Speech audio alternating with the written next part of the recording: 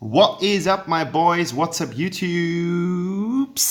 This is Void of Dust Gaming, and I am proudly presenting some new content.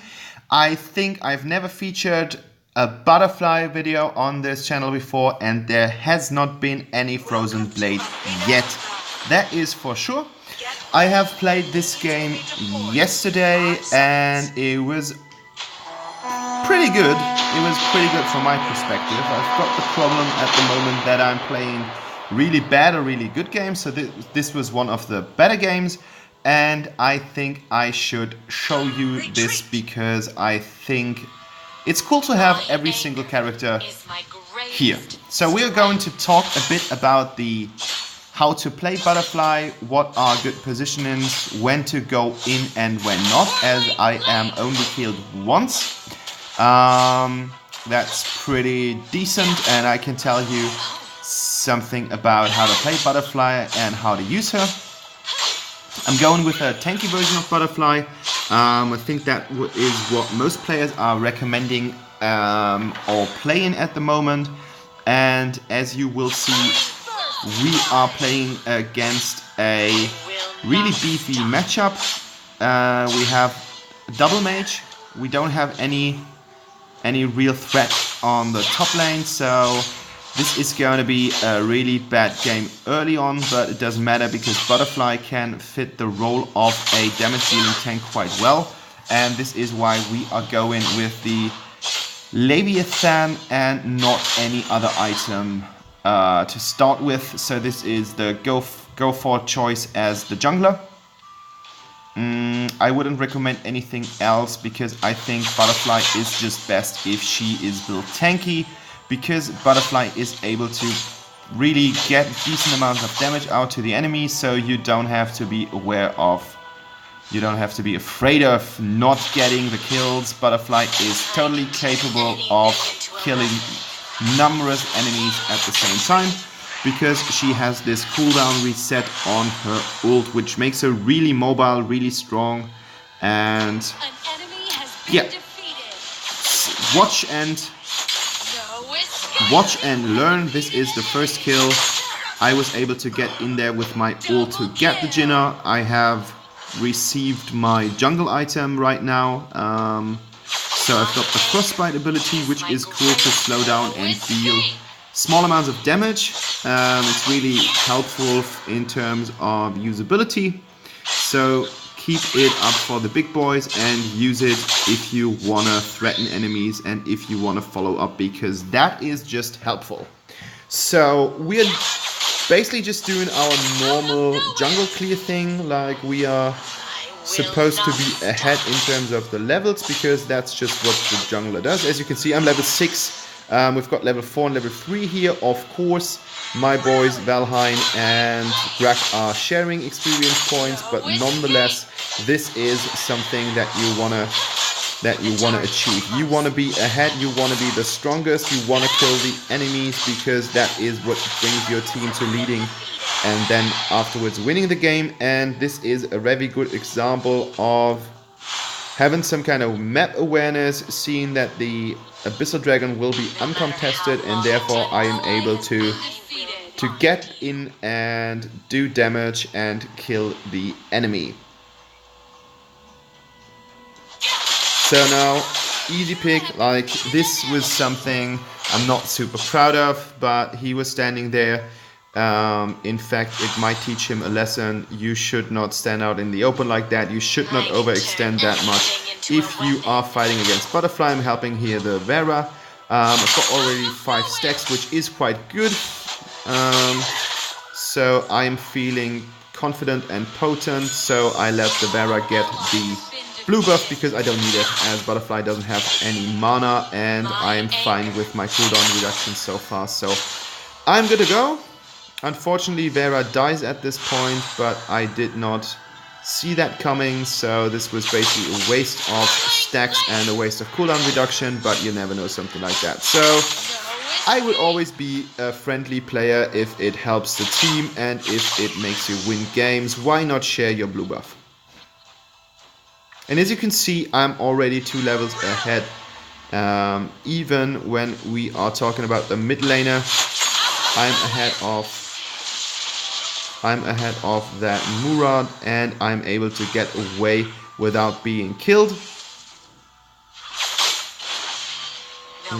That's nothing that I want to achieve. Like, I don't want to go in there if Murad has his ult, but because I am so tanky, I can start this leading, like this initiation, and that is enough to get a net for the team. So hanging around and basically baiting enemies into that kind of situation helped us to score a win. And guys, don't be surprised, but it is cat feeding time. The cat is waiting for her food, and I have to give my cat food because otherwise I'm not able to record that video without being pretty much disturbed all the time, because I can hear her crying outside asking for some food. So yeah, it's important not only for junglers but for Butterfly especially, to get mobile boots, to get boots as the second item, because you have to rotate. Like, that is your duty as the jungler. But Butterfly really benefits from being all over the map. It's not about always getting the kills. Like, that's something that I learned from playing more and more games. It's not about getting the kills, but sometimes it is, as you can see in this situation, Vera comes up here and I have damaged Scud so hard beforehand that I am able to get the kill for, or Vera is able to get the kill because of the work I have done so far. And remember, like, every time an enemy is not in lane, not farming, not doing his job, like that's how I would put it, you are getting an advantage. So if you are able to get enemies to retreat and recall, that is always helping your team. So don't always go for kills. Like, of course, a kill is also a good investment because you do get gold from that, and you can be pretty sure that the enemy is gone for another 30 seconds. But it's not always about the kill. Sometimes mostly it's some kind of, we are playing like. And another bait here, it's a resource game. Like, we are talking about resources. So we are basically, it's some game as Monopoly or something, because you just want to have more gold than the enemy, and you get more gold by killing enemies, by farming well, and by getting something like this big wave. That's awesome. Like, I get the Belt of Clarity immediately, and I can buy another item. So this was really good. My team wasn't paying attention to that. And here we go, another good investment. We are going for the Abyssal Dragon Kratos. So we have the second Abyssal Dragon of this game. So that's really beneficial for us as well. And this is what Arena Valor is all about. Like, it's about getting resources. And you can see how tanky Butterfly is. Like, yeah, okay, I died, but we had 3 enemies around here and no real damage dealers because they have been missing. Like, yeah, Vera, but as soon as she fired everything into an enemy, she's pretty much gone for the rest of the cooldown time. But we managed to get the counter, and that counter led to the fact that we are pushing wave here again, and we have another wave coming down bot lane, or coming up bot lane. That's the way you have to put it, because we are playing upwards. But yeah, this is it. Like, this is how the game works. I gotta check my emails here. That's it. And this is pretty solid. Like, that's what I was talking about. Like, you have to rotate like a lot. Like, that's what Butterfly can do, and that's what junglers should do all the time. But in this phase, you can see how well it is if you are all over the map. That led to a 7-1 leading position for me as the jungler, and that death could have been avoided. Like, that wasn't something that I had to. And as you can see, I'm the jungler, but as I'm quite tanky, I'm also able to get assists for my team. Like Vera was positioning herself, I think, too much in the front line in this scene, but that was something that could have been a double kill, a triple kill, or something like that. Like if we would have played that better, but that Murad was. He was just not that fat, so that was an easy kill here, and I don't know why he was staying here. And now with that armor, I am even better suited for massive team fights, because now I've got the damage reflection, which makes it even better. So I am going for full service in terms of tankiness. I know that my team is fighting here. I know that they have not the best position, but in this situation Abyssal Dragon is more important, because it is the goal to get fed as soon as possible. And as you can see, this is now the third Abyssal Dragon that we have received in this game. And if there would not have been a minion, that Grag would have been able to pull in a net, and that would have been another lovely kill for my team.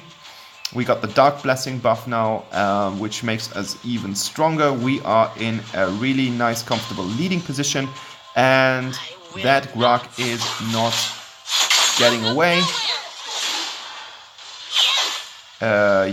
No, that's good. I don't know why, but I always mess up Squid and Grog. I don't know what's wrong with me, if I've got like some kind of language problems here, or if there's something in my mind or in my brain that's messing these guys up.